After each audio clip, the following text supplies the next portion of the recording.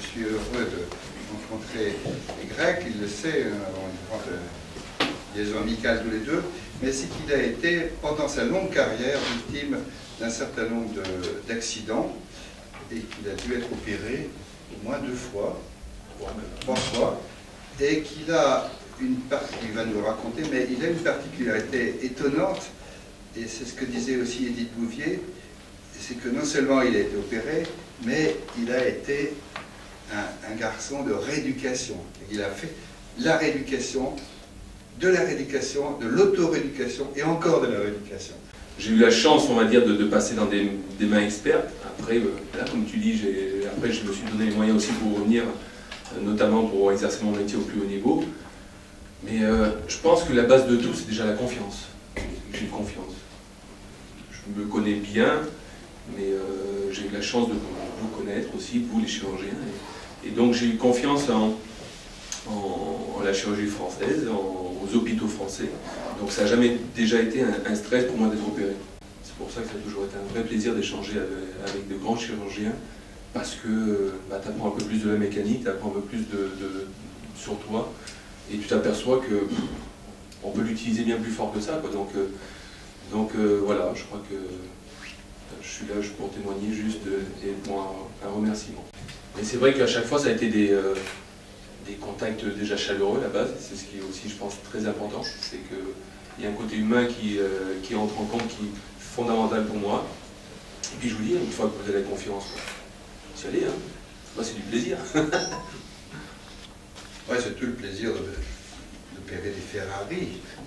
On sait que quand on a remis à peu près, ça va. Il faut côté un peu plus tendre quand non. Les 3 opérations de ligaments, j'ai le poignet. Ah oui, les poignets. Et le poignet, à Saint-Étienne, Lyon. Un poignet qui a bien souffert aussi. Ah oui, oui. On rigolait de ça tous les deux parce qu'il a une opération du poignet qui fait qu'il a un poignet très stable. C'est ma plaisir, je vois. Et donc, on disait dans les commentaires, formidable. Main ferme. Main ferme. J'avoue que j'ai lorgné longtemps toute ma carrière de voir un journaliste me dire qu'il n'avait pas la main ferme. Parce que je vais vous montrer. Alors, ça c'est un poignet normal, et ça c'est le mien. Donc je ne vais pas plus loin. Et donc ça de ce côté, et moi je ne vais pas plus loin que ça. Donc, et là on pouvait lui tirer. Vous imaginez que vous pouvez y aller, hein, ça, il ne bougera pas. Donc à bout portant, ça ne passe pas. Je crois que la cheville a été vraiment quelque chose d'assez incroyable dans la douleur à la reprise. Juste le fait de devoir réapprendre à marcher. Ça, c'était un truc... je me souviens d'avoir... La première fois où tu poses le pied, c'est comme si on vous avait tapé la plante du pied à la batte de baseball. C'est le sentiment d'avoir une plante de pied, un bleu, un hématome. Et ça, c'est un souvenir marquant. Après, c'est... Par rapport au genou, c'est le fait de retrouver la flexion, de retrouver la puissance. Après, le problème, la problématique, je pense, dans mon cas, c'était de ne pas faire comme le commun des mortels, savoir juste marcher, sauter. C'est qu'il fallait sauter haut, il fallait marcher plus vite, courir plus vite. Donc, il y a tout un processus où on ne se contente pas du minima, quoi. Mais bon, c'est là où je suis improvisant que ça existe encore, c'est largement faisable. On a une chirurgie française de très haut niveau, je pense. Merci pour elle. Pas besoin d'aller au Qatar, alors. Je sais pas les relations que vous avez, je sais pas comment ça se passe. En tout cas, moi, je sais que là, je suis passé par des Français et c'était très bien. Je crois que quand on est sportif de haut niveau, on aime toujours se croire un peu supérieur, incassable, indétrônable, et que quoi qu'il arrive, bon, c'est bien, on a un délai, mais je reviendrai plus vite. Tiens, pour prendre l'exemple de ma cheville, je veux dire, quand je suis sorti de l'hôpital au bout d'un jour, je suis allé béquiller, je suis allé voir les mecs à l'entraînement. Le soir, j'ai pensé au propos d'Éric Roland, pour pas le nommer, qui m'a dit tu vas douiller, quoi. Et effectivement, j'ai douillé. J'étais fier parce que j'étais sorti au bout d'une journée, mais la nuit a été longue. Ouais. Donc c'est vrai qu'il faut savoir écouter aussi. Bravo pour votre carrière et merci pour votre Merci, témoignage. merci. Peut-être faire un saut aussi derrière. Non, ça dépend, j'ai pas fait ça. D'accord. Est-ce que vous avez d'autres questions sur le témoignage et aussi la grande carrière de Grégory Coupet? C'est fini, il faut passer à autre chose. Ah oui, mais c'était plus titré. moi, le grand souvenir que j'ai quand même avec toi, c'est quand tu m'as testé le genou.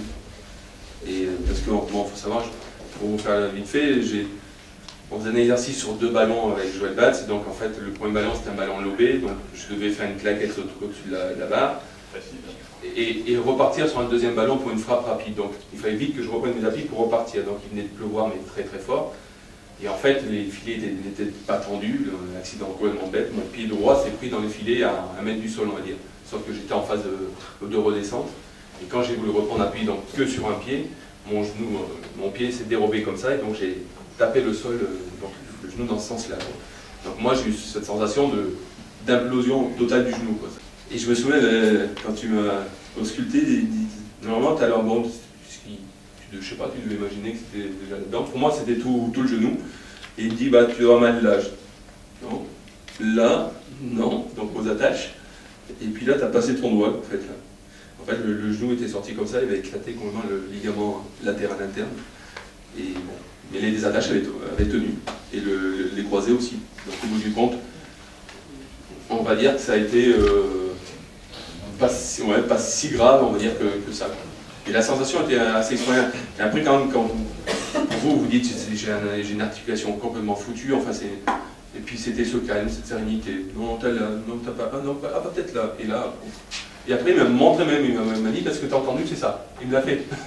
Je dis, mais il est fou. Mais bon, c'était un exemple qui disait que, ouais, voilà, tu dis, ouais, il maîtrise tout ce que je lui dis comme ressenti. Lui, il sait mécaniquement ce que c'est, donc ça, c'était top, quoi. Donc là, je lui dis, bon, c'est quoi le délai? Sportif de haut niveau, tu dis, c'est quoi le délai? On fait quoi? Et puis après, tu es reparti, quoi, comme en 14.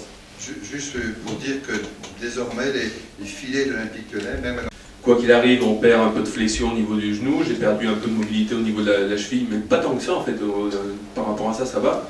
Ce qui est très dur, c'est de retrouver la tonicité, en fait. Hein. Moi, notamment pour ma cheville, ce qui a été le plus dur, c'est ça, tu fais de la corde à sauter, c'est cette fatigabilité de la cheville, ce besoin de retrouver cette sensation de sautiller, sauf que quand tu as été, on va dire, bien blessé comme ça, c'est moins évident. Donc, ça t'amène à te poser plein de questions, et je pense de bonnes questions, pour essayer de t'adapter. Moi, c'est là aussi où j'ai découvert énormément de choses, de techniques, soit de karaté, de relaxation, enfin, tu t'ouvres à plein d'autres choses, en fait, pour essayer de compenser. Et notamment pour mon poignet, du coup ça a changé mon jeu dans le sens d'être encore plus fléchi sur mes appuis, parce que tous les ballons qui étaient à ce niveau-là, mon poignet ne tourne pas, donc c'était à moi de me baisser, de m'orienter au niveau corporel. Donc c'était toute une adaptation qui était géniale, mais en même temps ce qui est top, c'est de te dire, je suis peut-être un petit peu handicapé, mais je suis capable de faire plein de choses encore, donc ça c'est... Et puis de le prouver, et limite d'être encore meilleur que des valides. C'est le message, quelque part, il est là, c'est que si vous avez confiance dans la chirurgie, si vous avez un petit peu confiance en vous, si vous avez un peu d'huile de coude, vous n'êtes pas mort, hein, loin de là. Hein, on peut s'adapter, le corps, enfin je pense que le corps est vraiment bien fait par rapport à ça.